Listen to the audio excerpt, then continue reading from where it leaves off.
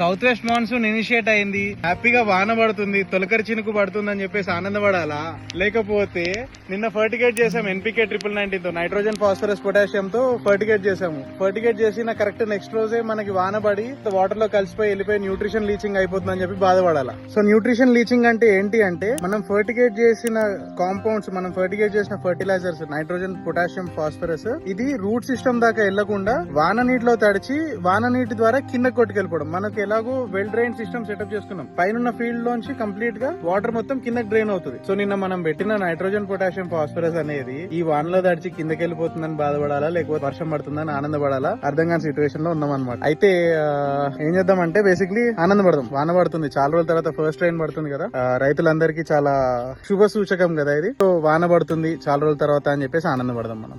Okay.